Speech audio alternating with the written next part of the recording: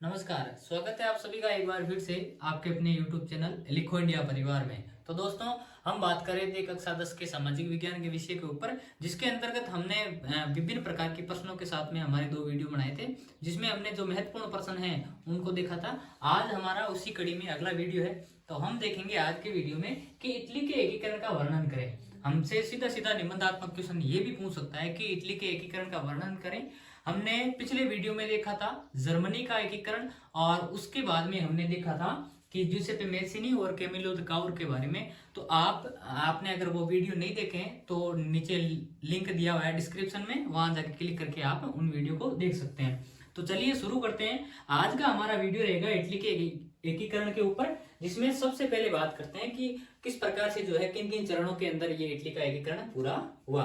सबसे पहले बात करते हैं जूसेपे मेस्सीनी की। तो जूसेपे मेस्सीनी कौन था? ये था इटली का एक महान क्रांतिकारी था। ठीक है, इसने इटली के अंदर 2 संगठन भी बनाए थे। हमने पिछले वीडियो में बात भी की थी इनको, आपने नहीं देखा तो लिंक है डिस्क्रिप्शन में, आप जाके देख सकते हैं। यंग इटली और यंग यूरोप नाम से 2 संगठन बनाए थे इसने। ठीक है, और उन्हीं के माध्यम से जो है इटली के युवाओं को इसने राष्ट्रवाद की भावना पैदा करने का पाठ बढ़ाया था। ठीक है, बात करते हैं जूसेपे मेस्सीनी का योगदान इटली के एकीकरण में। ठीक है, इटली का एकीकरण जो था उसमें देखें तो इटली एकीकरण से पूर्व 7 राज्यों में बटा हुआ था। इटली जो राज्य था वो एकीकरण से पूर्व कितने राज्यों में बटा हुआ था?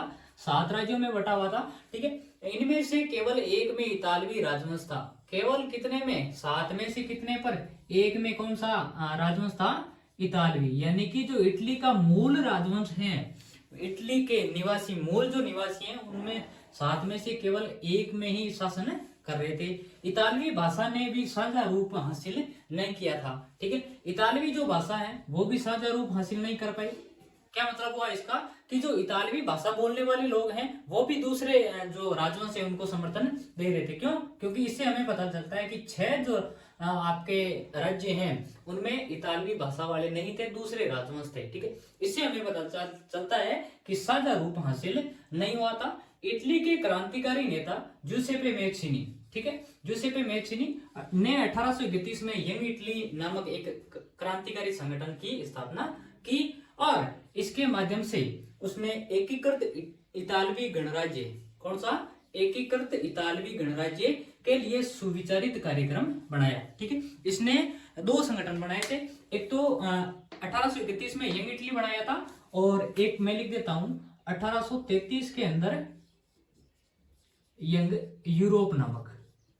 ठीक है, 1833 में यंग यूरोप नामक एक संगठन और बनाया था इसने। 2 संगठन बनाए थे। ठीक है, तो ये था आपका इटली के अंदर जूसेपे मेस्सीनी का योगदान। ठीक है, जूसेपे मेस्सीनी का जन्म आपके हुआ था जेनेवा स्विट्जरलैंड के अंदर। ठीक है, तो इस इटली के एकीकरण के अंदर हमारा दूसरा चरण रहेगा काउर का योगदान। काउंट कैमिलो द काउर जो है वो कौन था? ये सार्डिनिया पिंडमांड का प्रधानमंत्री था। कहाँ का? सार्डिनिया पिंडमांड का। और यहाँ का जो शासक था ना वो था आपका इमेनुअल विक्टर इमेनुअल द्वितीय, जो यहाँ का शासक था। इसने फ्रांस के साथ कूटनीतिक संधि की, जिसके परिणाम स्वरूप 1859 में फ्रांस की सैनिक सहायता से सार्डिनिया ने, यानी कि किसने? काउर ने ऑस्ट्रिया को पराजित कर दिया था। ठीक है, फ्रांस और साथ में कौन थे? आपके काउर, यानी कि सार्डिनिया पिंडमांड, इन दोनों ने मिलकर किसको पराजित कर दिया था? आपके ऑस्ट्रिया को। ठीक है, इतना ध्यान रखना है आपका। और ये जो संधि हुई ना दोनों के बीच में, यानी कि सार्डिनिया और आपके काउर के बीच में, तो फ्रांस और काउर इन दोनों ने मिलकर किसको पराजित कर दिया था? आपके ऑस्ट्रिया को पराजित कर दिया था। और इसके अलावा अगर बात करें तो फ्रांस और काउर के बीच में जो संधि हुई थी, कूटनीतिक संधि, उसे प्लाम्बियर्स की संधि कहा जाता है। कौन सी संधि? प्लाम्बियर्स की संधि कहा जाता है। प्लाम्बियर्स संधि किस किस के बीच में हुई थी? ध्यान रखना, फ्रांस और सार्डिनिया पिंडमांड के बीच में। ठीक है, अब देखो इसके परिणाम स्वरूप हुआ क्या? जैसे ही फ्रांस ने ऑस्ट्रिया को पराजित किया, ऑस्ट्रिया का एक भाग है कौन सा? लोम्बार्डी। लोम्बार्डी को अपने अंदर से, यानी कि सार्डिनिया पिंडमांड में इसने मिला लिया था। तो ये था कुछ आपके इटली के एकीकरण का भाग, जिसमें जूसेपे मेस्सीनी का योगदान हमने देख लिया था और काउर का योगदान देख लिया था। हमें पता है कि जूसेपे मेस्सीनी ने 2 संगठन बनाए थे। एक तो आपका 1831 में बनाया था, और इसके 2 साल बाद 1833 में बनाया था। सबसे पहले बनाया था यंग इटली और उसके बाद में बनाया था यंग यूरोप, यंग इटली। और 1833 में कौन सा बनाया, यंग यूरोप। ये दो संगठन ध्यान रखना है आपको। और इससे पहले अगर बात करें तो ये जूसेppe मैचिनी जो है वो स्वयं क्या था, इटली का क्रांतिकारी था। और ये जो है किस संगठन का सदस्य था, ये था कार्बोनरी संगठन का सदस्य। ठीक है, अगले चरणों की बात करें तो एकीकरण की प्रक्रिया को हम आगे बढ़ाते हुए हम देखेंगे अगला तीसरा पॉइंट, गैरिबाल्डी का योगदान। अब गैरिबाल्डी कौन था, यह इटली का एक महान स्वतंत्रता सेनानी था। 1859 के युद्ध में, 1859 में कौन सा युद्ध हुआ, जब प्लाम्बियर्स की संधि हो रही थी ना फ्रांस और आपके किसके, सार्डिनिया पिडमार्ट के बीच में, तो उसने जो ऑस्ट्रिया के साथ में युद्ध किया, उस युद्ध के अंदर नियमित सैनिक के अतिरिक्त जूसेppe गैरिबाल्डी के नेतृत्व में अनेक भारी संख्या में स्वयंसेवकों ने हिस्सा लिया। यानी कि जो आपकी सार्डिनिया पिडमार्ट और ऑस्ट्रिया के बीच में जो लड़ाई चल रही थी 1859 के अंदर, प्लाम्बियर्स की संधि के बाद में जो लड़ाई हुई जिसने में फ्रांस ने सार्डिनिया का सहयोग किया था, तो उस युद्ध के अंदर जूसेppe गैरिबाल्डी ने क्या किया, अपने स्वयं सेवकों के साथ में हिस्सा लिया।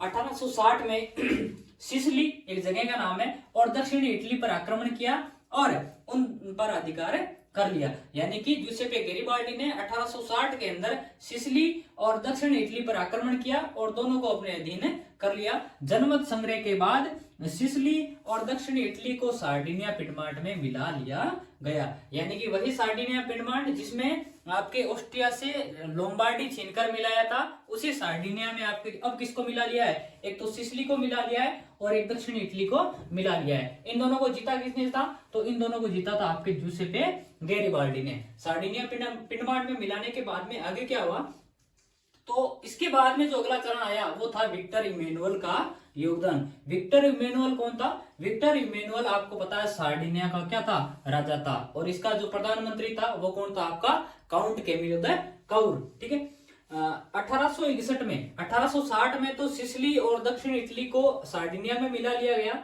1861 में उसे इटली का राजा घोषित कर दिया गया, किसको, विक्टर इमैनुअल को। ठीक है, घोषित किया गया। 1866 में वेनेसिया लोम्बार्डी के पास वाला ही क्षेत्र था, वेनेसिया को भी इटली में मिला लिया गया। और 1870 में इटली की सेनाओं ने रोम पर भी अधिकार कर लिया। तो यहाँ पर 4 जगहों को कहा मिला लिया, सार्डिनिया पिडमार्ट के अंदर। सबसे पहले तो सिसिली को मिलाया और दक्षिण इटली को मिलाया, और इसके बाद में आपके वेनेशिया को मिला लिया था 1866 में। और 1870 में किसको मिला लिया, रोम को मिला लिया, जहां पर पोप का शासन था। इस प्रकार से पूरा का पूरा इटली का एकीकरण पूर्ण होता है। और जो शासक है इटली का, नवीकृत इटली का जो शासक है वो विक्टर इमैनुअल को बनाया जाता है। इस प्रकार से आपको प्रश्न लिखना है, बड़ा प्रश्न आ सकता है, 4 नंबर का प्रश्न पूछा जाता है सीधा सीधा। आज का हमारा अगला प्रश्न रहेगा कि नेपोलियन संहिता की विशेषताएं लिखिए। नेपोलियन संहिता क्या थी और नेपोलियन संहिता की प्रमुख विशेषताएं क्या थी, उन्हीं के बारे में डिस्कस करना है कि नेपोलियन संहिता थी क्या। नेपोलियन बोनापार्ट ने 1804 में नेपोलियन संहिता, जिसे नागरिक संहिता भी कहा जाता है, लागू की। इस संहिता को फ्रांसीसी नियंत्रण वाले क्षेत्रों पर भी लागू किया गया। यानी कि जहां जहां पर नेपोलियन का शासन था वहां वहां तो लागू करना ही था। इसके अलावा भी जहां पर फ्रांसीसी नियंत्रण था उन क्षेत्रों पर भी इस नेपोलियन संहिता को लागू किया गया था। ठीक है, इसकी प्रमुख विशेषताएं क्या क्या थी कि जन्म आधारित सारे विशेषाधिकार समाप्त कर दिए गए। जन्म के आधार पर जो भी लोगों को विशेषाधिकार यानी कि अलग अलग पदवियां दी जाती थी वो सारी की सारी इस संहिता ने क्या कर दी थी, समाप्त कर दी थी। कानून के समक्ष समानता व संपत्ति के अधिकार को सुरक्षित रखा गया। कानून के समक्ष समानता यानी कि कानून के समक्ष समानता का मतलब क्या होता है कि सभी लोगों को, चाहे वो गरीब हो अमीर हो, चाहे किसी भी कैटेगरी का हो, सभी के सभी लोग कानून के समक्ष क्या रहेंगे, समान रहेंगे। सरकार के समक्ष वो सब क्या रहेंगे, एक समान रहेंगे। ठीक है, इसके अलावा संपत्ति के अधिकार को सुरक्षित रखा। संपत्ति का जो अधिकार था उसको भी उसने क्या रख दिया, सुरक्षित रख दिया कि जो लोग आप जो लोग हैं, जो भी लोग हैं, वो अगर संपत्ति को सुरक्षित रख रहे हैं तो उसमें सरकार किसी भी प्रकार की कोई दखलंदाजी नहीं करेगी। आपको संपत्ति का क्या है, अधिकार है। डच गणराज्य यानी कि डच स्विट्जरलैंड, इटली और जर्मनी में नेपोलियन के प्रशासनिक विभाजनों को सरल बना दिया गया। ठीक है, डच के अंदर, स्विट्जरलैंड के अंदर और इटली और जर्मनी के अंदर जो भी नेपोलियन के प्रशासनिक विभाजन हुए थे उन सभी को क्या कर दिया था, सरल बना दिया गया। किसके तहत, नेपोलियन संहिता के तहत। अगला क्या है, श्रेणी संघों के नियंत्रणों को हटा दिया गया, यानी कि शहरों के अंदर श्रेणी जो मजदूर वर्ग जो था उसमें ग्रुपों के अंदर जो पावर होती थी उस सभी को क्या कर दिया था, हटा दिया था। ठीक है ना, किसके तहत, नेपोलियन संहिता के तहत। यातायात व संचार में सुधार किया गया, यातायात के जितने भी साधन थे, यातायात के लिए जो भी चीजें होती थी उन सभी में क्या किया गया, सुधार किया गया।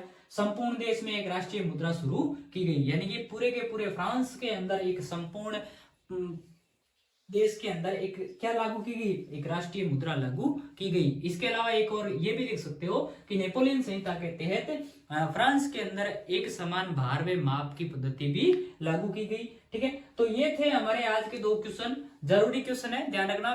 पार्ट नंबर 1, यूरोप में राष्ट्रवाद के उदय के अंदर बहुत ही ज्यादा जो महत्वपूर्ण प्रश्न है बोर्ड एग्जाम 2024 के तहत। और मुझे उम्मीद है कि जो भी प्रश्न आपको करवाए गए हैं उनमें से 90% चांस ये है कि उनमें से प्रश्न आपको दिख जाएंगे पेपर के अंदर। तो इसी के साथ में आज का वीडियो हमारा समाप्त होता है। आपके लिए एक क्वेश्चन है कि नर्मदा बचाओ आंदोलन के 2 प्रमुख लक्ष्य बताइए। आपको कमेंट में लिखना है कि नर्मदा बचाओ आंदोलन के 2 प्रमुख लक्ष्य क्या हैं, और अगर आपको नहीं आ रहा तो कल मैं वीडियो में आपको बता दूंगा। तब तक के लिए मिलते हैं नेक्स्ट वीडियो में। जय हिंद, जय भारत।